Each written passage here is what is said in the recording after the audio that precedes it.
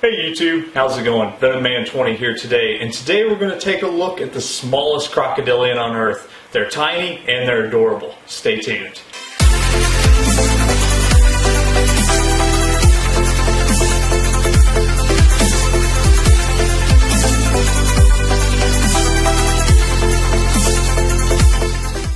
If you remember last week's video, you know I just returned from Reptile Lagoon down at south of the border in South Carolina.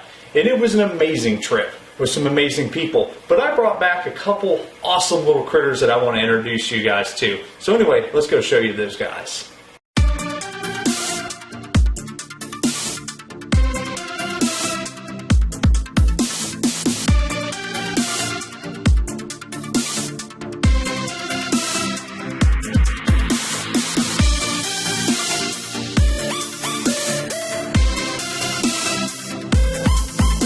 So while I'm catching these guys, I'm going to go ahead and talk a little bit about the enclosure that they're in. I absolutely love it because it's a completely planted enclosure, but the one bad part is catching them might be a little bit of a trip.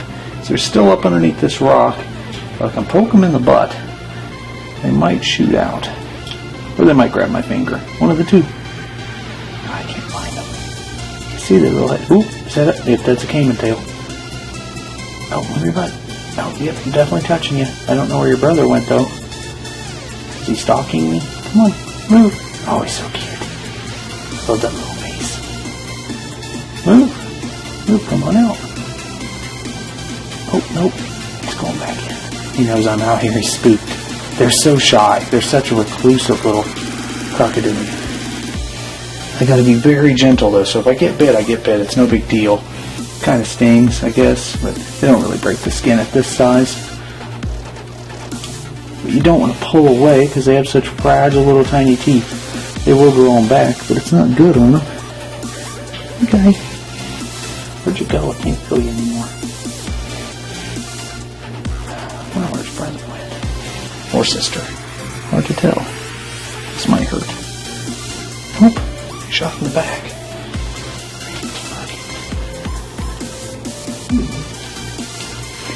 This little cave's perfect if they're up underneath.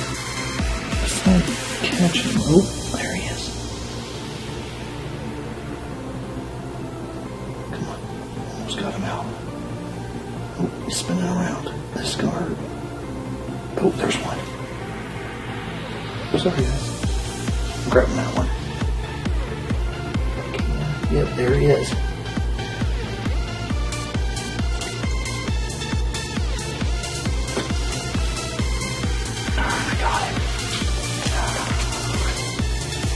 It's the first time they've ever been moved from the tank. Oh, stop. Let me get him that better lighting. So here he is, the smallest crocodilian in the world. This is Paleosuchus palpebrosus, or the Cuvier's dwarf caiman. This is not to be confused with the Snyder's dwarf caiman, or the Trigonotus. These guys are actually a little bit smaller. They will max out to be about 4 feet long. They do live inside the same range as the Trigonotus, but they are from the pretty cool tropical area down in South America, and they're very terrestrial, just like the other dwarf caiman, the Trigonotus. Interesting fact about both of the dwarf caiman species is they don't have webbing between their feet, because like I said, they're pretty terrestrial. So these guys will dig and forage. I shouldn't say forage per se, but they'll dig around in the jungle. So they're underneath the leaf canopy, underneath all the trees and everything quite a bit most of their life, and makes it interesting because they're very secretive. So inside a lot of facilities here in the Americas, they will try to keep them on display. They want to hide, but they'll try to keep them inside a pretty bare bones exhibit so everybody can see them.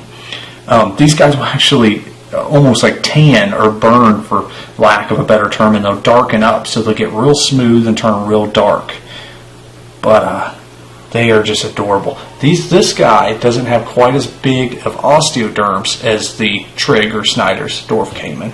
Also, if you look at the neck osteoderms, they're slightly different. Can't really get a good shot of that. There we go.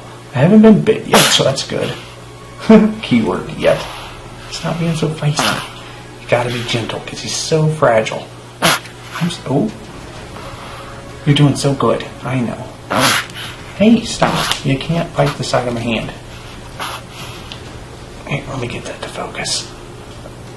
Of course, right when he starts acting up, I lose focus. But this guy's absolutely adorable. At this size right now, he's like, what, like maybe 7, 8 inches long. He's a little firecracker. He's just crazy. Size-wise, these would, of course, make the best pets out of all the crocodilians.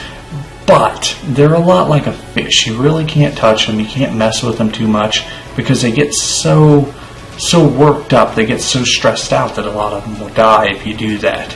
So this is the first time we've ever held this guy, even though we've had him for a little while now. Just wanted him to get acclimated before we actually film this. Another interesting fact about this species is as a baby, the top of their head looks almost exactly like a leaf floating in the water.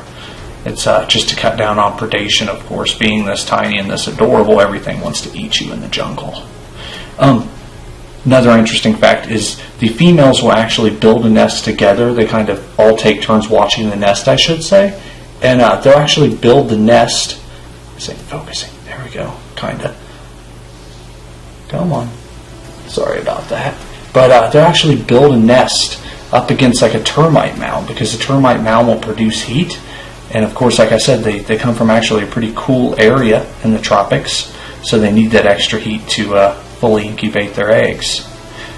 But I'm going to go put this guy back because I don't want to stress them out. Like I said, they're very delicate.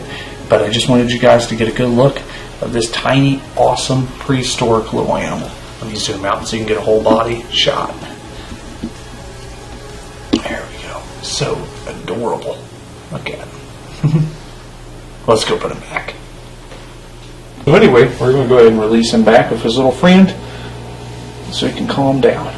Here you go. Don't bite me.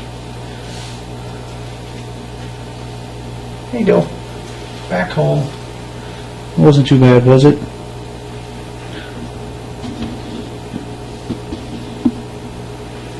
Such a cute little guy. His friend's still underneath the cave. So we can't get you a little closer before he swims away. Well, I get into focus. There we go.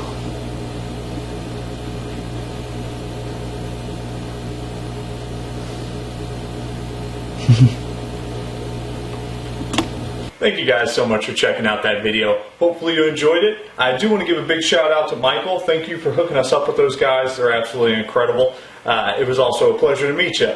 But besides that, I did want to say that I will have a surprise for all my viewers on December 25th for you guys. I'll upload a video explaining it a little bit, and then you guys can go check it out, and hopefully you'll enjoy it.